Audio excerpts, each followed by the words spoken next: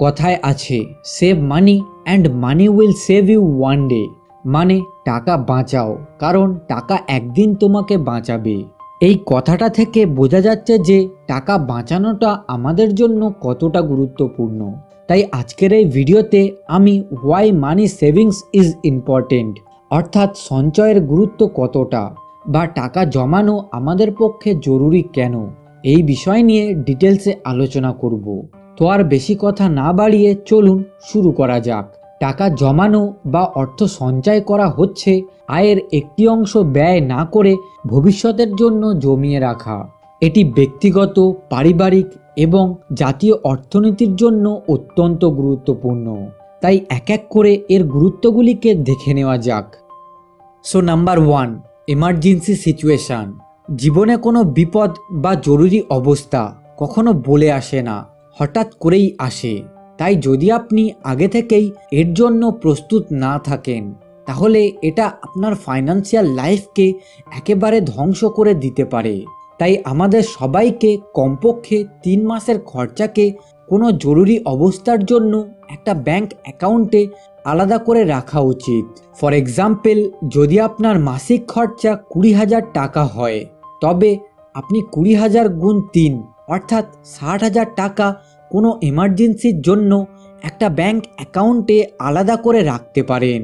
কারণ এই টাকাটাই শারীরিক অসুস্থতা, চাকরি হারানো বা ব্যবসায় মন্দী দেখা দেওয়া এবং প্রাকৃতিক দুর্যোগের মতো অপকূল পরিস্থিতিতে আমাদেরকে আর্থিক সুরক্ষা প্রদান করবে।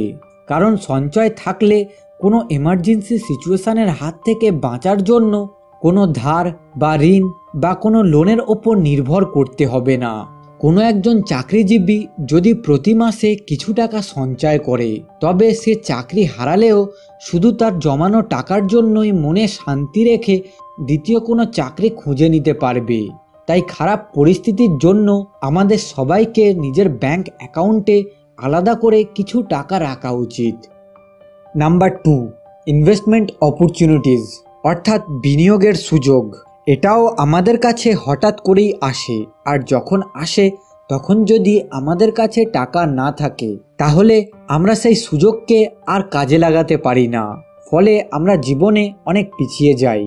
যেমন অনেক সময় খুব ভালো কোনো বিজনেস অপরচুনিটিস আমাদের দরজায় টোকা দেওয়ার সত্ত্বেও আমাদের কাছে টাকা না থাকার জন্য আমরা সেই সব বিজনেস অপরচুনিটিগুলিকে ক্যাপিটালাইজ করতে পারি না।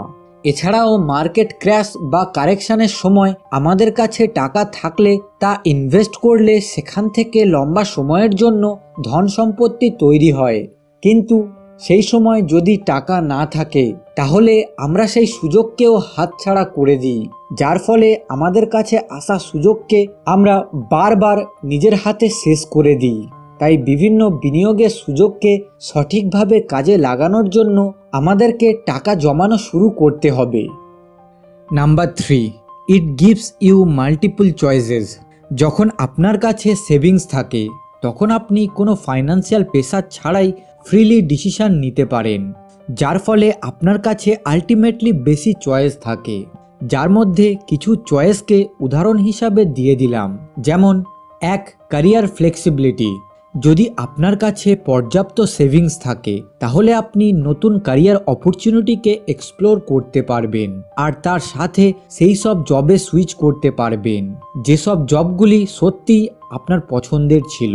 অর্থাৎ আলটিমেটলি আপনি আপনার পছন্দ মতো কাজ করতে পারবেন। 2, start a new business. Savings নতুন কোনো ব্যবসা শুরু করতে সাহায্য করে। সেভিংস আপনাকে সেই ইনিশিয়াল ক্যাপিটাল দিতে পারে যা নতুন কোনো ব্যবসা শুরু করার জন্য প্রয়োজন। যদি আপনার মাথায় কোনো বিজনেস আইডিয়া থাকে তাহলে সেই আইডিয়াকে বাস্তবে পরিণত করতে পারবেন সেভিংসের জন্যই। 3, পার্সোনাল গ্রোথ। আপনার কাছে সেভিংস থাকলে আপনি নিজের ওপর বিনিয়োগ করতে পারবেন, নতুন কোনো স্কিল শিখতে পারবেন, যার ফলে আপনার ইনকাম কয়েক গুণে বৃদ্ধি পাবে। নিজের হেলথে ইনভেস্ট করতে পারবেন, নিজের রিলেশনশিপে ইনভেস্ট করতে পারবেন। অর্থাৎ এই সব কিছু মিলেই আপনার হেলথ, ওয়েলথ অ্যান্ড রিলেশনশিপ এই তিনটিই বেটার হবে শুধুমাত্র সেভিংসের জন্যই। তাই অবশ্যই সেভিংস করা দরকার। Number 4, implementation of future plans, অর্থাৎ ভবিষ্যৎ পরিকল্পনা বাস্তবায়ন করা।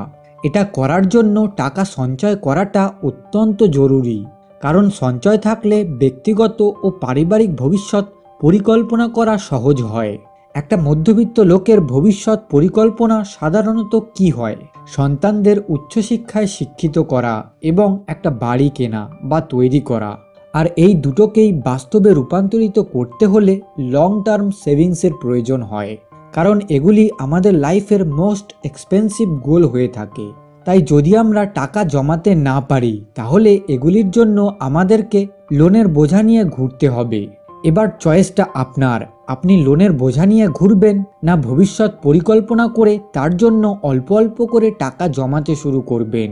কোনটা করবেন অবশ্যই কমেন্টে জানাবেন। Number 5, retirement. বৃদ্ধ বয়সে যদি আপনি একটা কমফোর্টেবল লাইফ লিড করতে চান, তাহলে সঞ্চয় করা অত্যন্ত জরুরি। কারণ যদি আপনি এখন টাকা না জমান, তাহলে 60 বছর বয়সের পরেও কাজ করা আপনার জন্য বাধ্যতামূলক হয়ে যাবে। মানে না চাওয়ার সত্ত্বেও আপনাকে কাজ করতে হবে, শুধুমাত্র আপনার খরচা চালানোর জন্য। তাই আজকেরই একটা গোল বানান যে রিটায়ারমেন্ট কর্পাস হিসাবে রিটায়ারমেন্টের সময় আমার কাছে এত টাকা থাকবে, আর ওই গোল অনুযায়ী টাকা জমানো শুরু করুন। কারণ যত তাড়াতাড়ি শুরু করবেন, তত তাড়াতাড়ি রিটায়ারমেন্ট নিতে পারবেন। এবার রিটায়ারমেন্টের জন্য কত টাকা জমাতে হবে তা নির্ভর করে বিভিন্ন জিনিসের ওপর। যেমন এখন আপনার বয়স কত, আপনার ফ্যামিলি কত বড়, আপনার ইনকাম কত, আপনার গোল অ্যামাউন্টটা কত বড়, অথবা আপনার ব্যাকগ্রাউন্ড কত স্ট্রং। এইসব কারণের ওপর রিটায়ারমেন্টের জন্য সেভিংস নির্ভর করে। Number 6, travelling. আমাদের সবার মনে 2-4টে এমন জায়গা থাকে যেখানে আমরা জীবনে একবার হলেও ঘুরতে যেতে চাই। কেউ ভারতের বিভিন্ন জায়গায় ঘুরতে চায়, কেউ ভারতের বাইরে বিভিন্ন দেশে ঘুরতে চায়, আবার কেউ বিভিন্ন ধর্মীয় জায়গায় ঘুরতে যেতে চায়। এটা যার যেমন মন চায় তার ওপর নির্ভর করে, কিন্তু সবাই কোথাও না কোথাও ঘুরতে যেতে চায়। কারণ ভ্রমণ আমাদের মন ও মনোভাবকে প্রসারিত করে, নতুন সংস্কৃতি ও অভিজ্ঞতার সঙ্গে পরিচিত হওয়ার সুযোগ দেয়। তবে এটি আর্থিকভাবে খরচ সাপেক্ষ হতে পারে। তাই পরিকল্পিত সঞ্চয় ভ্রমণকে সহজ ও উপভোগ্য করে তোলে, কিন্তু সঞ্চয় না থাকলে শেষ মুহূর্তে খরচা বহন করা কঠিন হয়ে পড়ে। তাই আগে থেকে প্ল্যান করে টাকা জমানো আপনাকে ঋণ বা অতিরিক্ত চাপের হাত থেকে রক্ষা করবে। তাই এর জন্য আপনি যথাযথ বাজেট বানাতে পারেন, কারণ এর মাধ্যমে আপনার পছন্দের স্থানগুলিতে আপনার পক্ষে সহজেই ঘোরা সম্ভব হবে। তো সঞ্চয় শুধু ব্যক্তি বা পরিবারের জন্য নয়, এটি একটি দেশের অর্থনৈতিক স্থিতিশীলতার জন্যও গুরুত্বপূর্ণ। তাই সবাইকে তার আয়ের একটি অংশ আলাদা করে সঞ্চয় করার অভ্যাস গড়ে তোলা উচিত। কারণ সঞ্চয় একটা টুল যেটা আপনাকে বিভিন্ন চয়েস দেয়। তো এই ছিল আজকের এই ভিডিও। এই ভিডিওটা যদি ভালো লেগে থাকে, তাহলে ভিডিওটাকে আপনার বন্ধু বান্ধব আত্মীয় স্বজনের সঙ্গে শেয়ার করুন, আর ভিডিওটাকে লাইক ও চ্যানেলটাকে সাবস্ক্রাইব করুন। সো মোর নলেজ, মোর ইমপ্লিমেন্ট, ইমপ্রুভ লাইফ।